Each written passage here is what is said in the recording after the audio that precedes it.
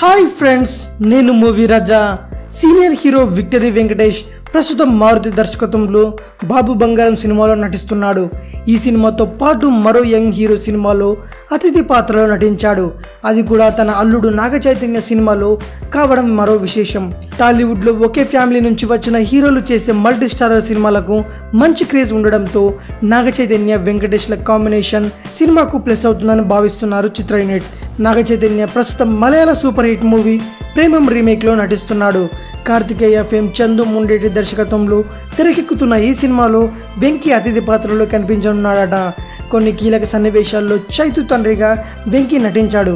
ఇప్పటికే వీరి కాంబినేషన్లో వచ్చే సీన్స్ షూట్ కూడా జరిగిపోయిందన్న టాక్ వినిపిస్తోంది. కాలేజీలో నాగ చైతన్య అల్లరి తట్టుకోలేని ప్రిన్సిపల్ వెంకీకి కబురు పెడతాడట.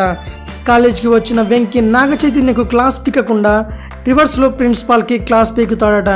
పిల్లలు అల్లరి చేస్తారు, వాళ్ళు చేయక మనం చేస్తామా అంటూ ప్రిన్సిపాల్ని వాయించిన వెంకీ అక్కడితో ఊరుకోకుండా ఫ్రెండ్స్ని తీసుకొని ఇంటికి వచ్చేసాయి.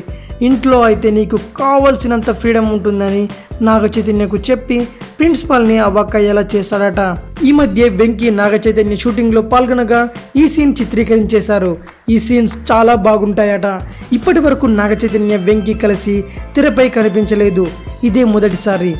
మరిన్ని మూవీ న్యూస్ కోసం రిమిక్స్ స్క్రీన్ ఛానల్ని సబ్స్క్రైబ్ చేయండి. Thanks for watching. బాయ్.